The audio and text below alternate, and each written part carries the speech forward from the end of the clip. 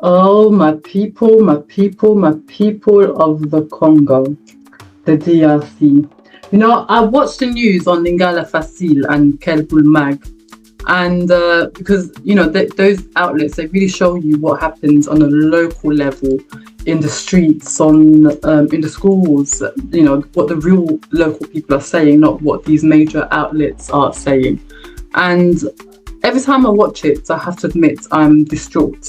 And I'm not distraught because I don't believe in the Congo, but I'm distraught because I do believe in the Congo. I believe in a much better Congo than what we have today. And when you love something so deeply, you feel its pain even more so.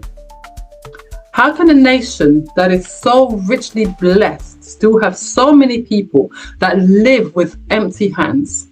Our Congo carries treasures that the world depends on. Like, we have the cobalt that supplies about 70% of the world's cobalt.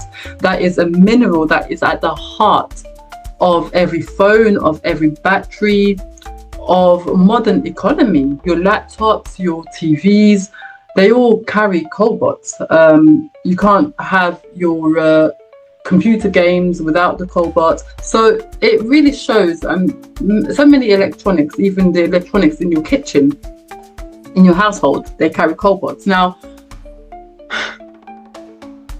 with all of that, because that's just one thing that the country gives out to the world.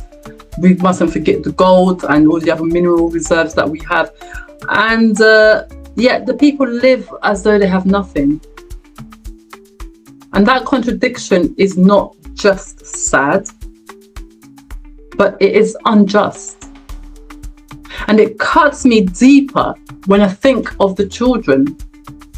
Did you know that UNICEF estimated DRC as having about 55.6 million children under the age of 18? That is over half the population under 18. And that means when the Congo's children suffer, the Congo itself suffers. When children are hungry, the nation itself is hungry. When children cannot learn, the nation cannot rise. And I solemnly believe that our children deserve much more than just mere survival. I have seen schools in our country, and it breaks my heart. Schools with no walls, can you imagine? They have minimal benches, if any at all. And often they will have a cloth, what we call liputa. They have that pretending to be a divider to divide classrooms. How laughable. How despicable. Children trying to learn while the wind passes through the air in their classroom like visitors with no manners. Throwing their papers about the place because the school doesn't have walls. And we have leaders, we have local leaders, we have local governments that seem to not do anything about these situations because they care only about themselves and their immediate family. And the wound gets worse. Listen to this. Some of these children go to school hungry. How can a child concentrate on reading their... How can a child concentrate on reading when their stomach is crying louder than the voice of the teacher? This is not normal hardship. This is a form of violence against potential. It's slow, it's quiet, and it's been accepted for far too long. And some reports measure learning poverty. Reports that measure learning poverty has shown that in the DRC, 90%, in fact, they say over 90% of the DRC's children leave school with minimal proficiency. So by the time they leave in primary school, you think that they've learned to read. No, they've only just scratched the surface.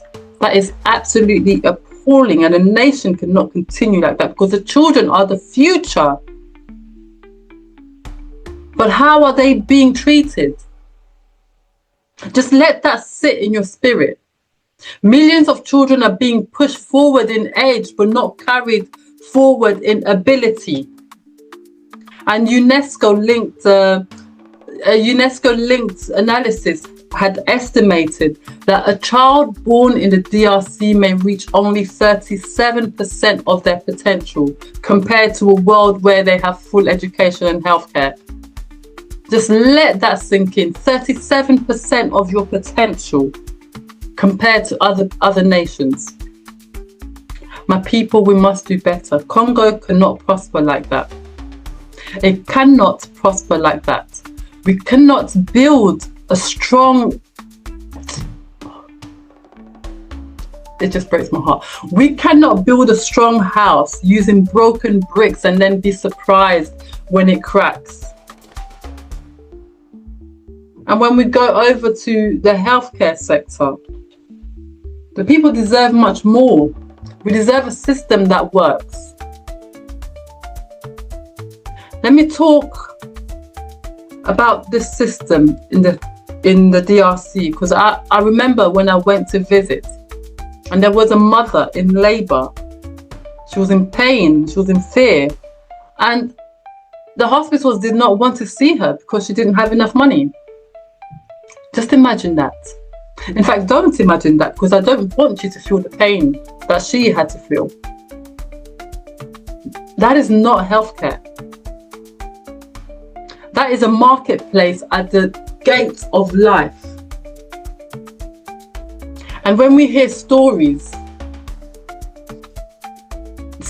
that should not exist, of lack of training, lack of equipment, lack of preparation in the hospital, on an operating table, a lady had been operated on, already cut open, and only then do they discover that some of the vital equipment that they need to carry out that operation is missing, and the person dies.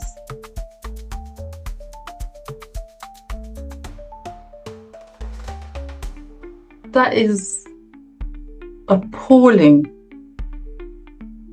And the bitter irony of this is that we see leaders of the Democratic Republic of Congo that travel outside of the country to go and get treatment, to go and receive treatment for their ailments, while our own hospitals remain under-equipped.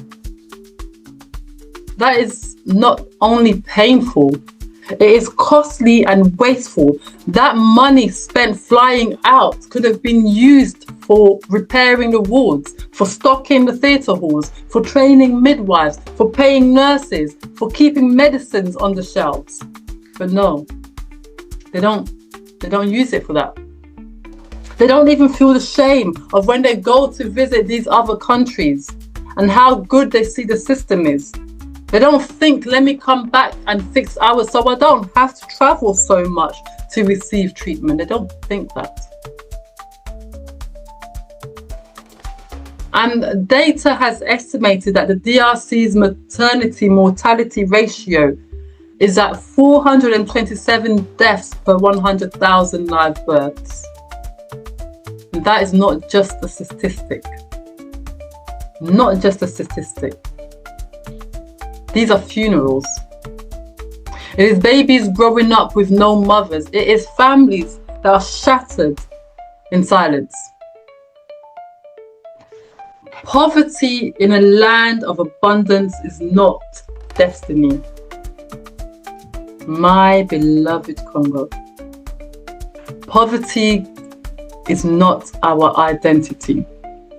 It is a condition. And it's a condition that can change. The World Bank had reported that the share of the people living below the international poverty line of $2.15, yes, $2.15 a day, was about 64.6% in 2018. And it's also noted that the number of people living in poverty reached nearly 55 million, with estimates suggesting that nearly 60 million live in extreme poverty by 2022.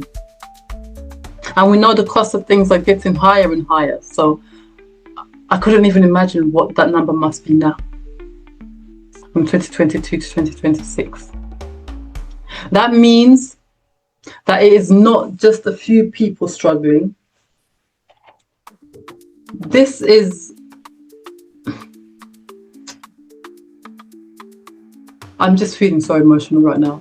This is the majority of the nation carrying a burden that should not exist in a country with our resources, our rivers, our land, our youth, our brilliance.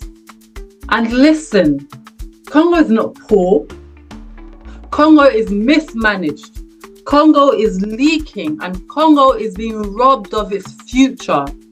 Even our rivers testify.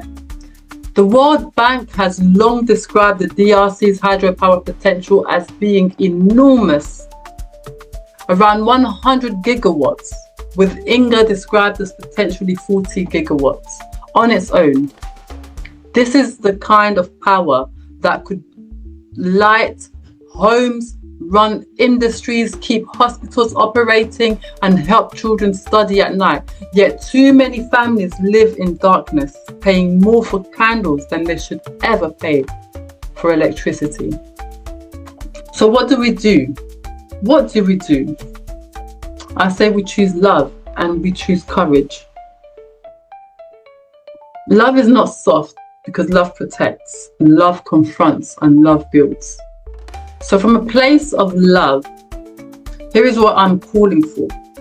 Not as an enemy to the Congo, because I love the Congo. This is my motherland. This is where I come from.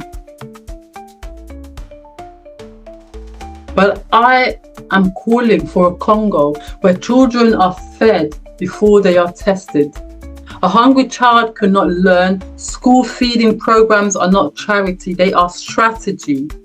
They raise attendance, improving learning, and protect the children. If we move minerals, we can move maize. If we move minerals, we can export wealth. Yes, we can. But we export wealth. If we can export wealth, we can serve lunch. I am calling for a Congo where every school is a real school, with walls, with roofs, with toilet facilities, with clean water, with benches, with books, with desks, safe playgrounds, with trained teachers who are paid on time. Because a teacher who is unpaid is being punished for serving the nation. I am calling for a Congo where healthcare is not pay first and live later. A woman in labor should not be turned away. Emergency care must be treated like what it is, a right to life. And our healthcare workers must be trained. They must be supported. They must be supervised and equipped. So missing tools does not become a death sentence at an operating table. I am calling for a Congo where leaders build hospitals they can use, not flights that they can escape on. If leadership trusts Congo enough to govern it, then leadership must trust Congo's hospitals enough to be treated in them. And invest accordingly. Please, I'm speaking to you leaders of the DRC, invest accordingly. A Congo, I'm speaking of a Congo where resource health becomes public wealth. Yes, resource wealth must become public wealth. We talk about the minerals, the mines, the hydropower, but the people don't eat that. So the wealth that the country makes from all this exportation must become public wealth. If Congo supplies the world, then Congo's people must fuel the supply chain in their homes, in the roads, in the salaries, in the schools, in the clinics, in electricity and clean water and food.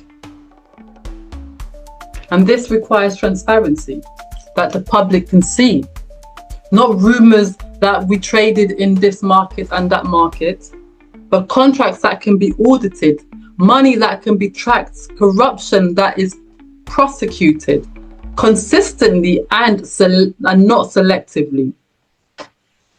I'm talking of a Congo where peace is protected like a national treasure.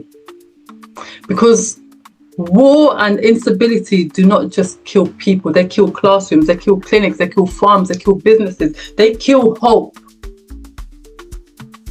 And in the east of Congo, conflict has already pushed the number of out-of-school children into millions. UNICEF has reported 1.6 million out of school across parts of the Eastern Democratic Republic of Congo. That's been amidst the escalating crisis with the M23. A child out of school is not just missing a lesson. They're being pushed toward risk. So something needs to be done. And to the people, my beloved people of the Congo, I want to speak to your power, to our power. Yes, leadership. Leadership must be accountable, but the people are not powerless. Parents, keep demanding better for your children, respectfully, consistently, and publicly. Youth, organize around education, skills, entrepreneurship, agriculture, technology, and civic action. Your energy is not noise, it is fuel for change. Faith leaders, keep preaching truth and justice, not just comfort. Diaspora, don't only send money, send expertise, systems, partnerships, investments that build locally. Communities, protect schools and clinics like you protect your own home, because they are your home. Our Congo will not be healed by shame. Congo will be healed by truth, unity and structure, and love in action. We refuse to accept a Congo where a child studies in hunger, where a woman dies because she's poor, where classrooms have no walls, and where the future is delayed by decisions that could be corrected. Congo is still a promise, and I'm speaking to the promise in you.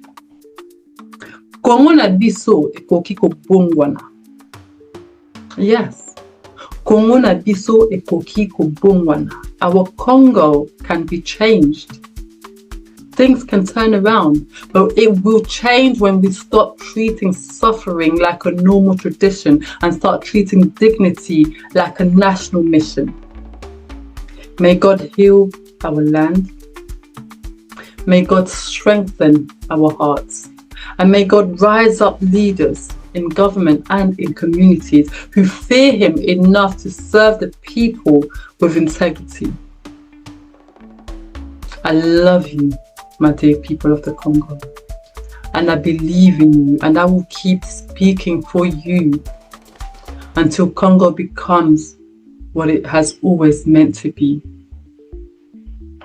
I envision a Congo that prospers. I see a Congo where children's classrooms has walls, lights, books and laughter, and no child learns on an empty stomach. I see hospitals where a mother in labour is received with urgency and tenderness, not a price tag. I see leaders building systems so strong that they no longer need to run overseas for what they should be able to receive at home. I see our minerals, our rivers, our land turning into schools, clinics, roads, jobs, homes, opportunities, not headlines and heartbreaks. I see peace guarded like gold. I see young people trained, employed and proud.